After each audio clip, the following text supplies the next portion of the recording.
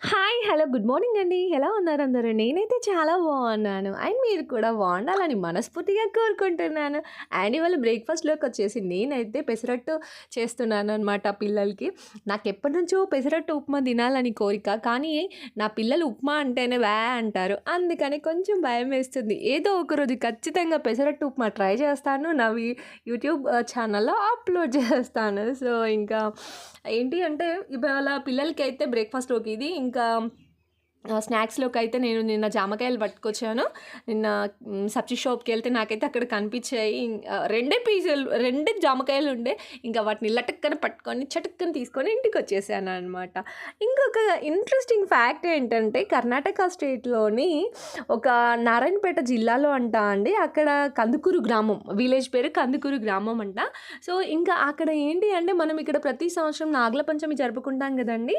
అదే రోజు అక్కడ ప్రజలు ఏంటి అంటే తేళ్ళ పంచమి జరుపుకుంటారంట. అదేంటి తేళ్ళ పంచమి ఏంటి కొత్తగా వింటున్నారా? నేను కూడా ఫస్ట్ విన్నప్పుడు అలాగే అనుకున్నాను. తేళ్ళ పంచమి ఏంట్రా బాబు అనేసి. సో, ఇంకా అక్కడ ఏంటి అంటే మనం ఏ రోజైతే ఇక్కడ నాగుల పంచమి జరుపుకుంటామో అదే రోజు వాళ్ళు తేళ్ళ పంచమి జరుపుకుంటారంట.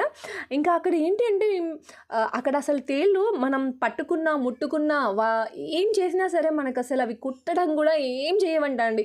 నార్మల్‌గా మన దగ్గర అయితే తేళ్ళు కావాలుకొని మనం కొంచెం అటు పక్కకెళ్ళినా సరే చక్కగా చుమ్మా ఇచ్చేసి వెళ్ళిపోతాయి. కానీ అక్కడ ఏంటి అంటే ప్రజలు నాలుక మీద కూడా వేసుకుంటారంట. అయినా సరే అసలు అవి ఒంటి మీద ఎక్కడ పడితే అక్కడ ఆ రోజు తేళ్ల పంచమి రోజు వేసుకుంటారంట.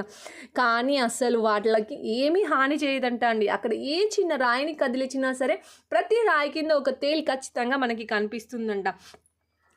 అవి ఎందుకు కుట్టవు అనేది అంటే కొంతమంది నమ్మిక.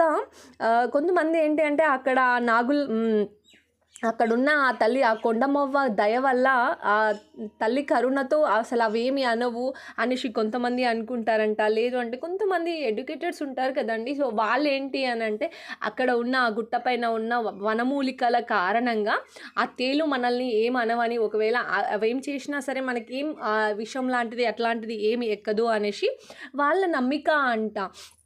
నిజంగానే ఇప్పటికీ కూడా మా దగ్గర కూడా విలేజ్ దగ్గర బగుళ్ళగుట్ట అని ఒకటుంటుందని, ఆ గుట్ట పైన ఇప్పటికీ కూడా చాలా వనమూలికలు దొరుకుతాయంట తెలుసా? అంటే నాకు తెలీదు కానీ మా అమ్మ చెప్తా ఉంటుంది.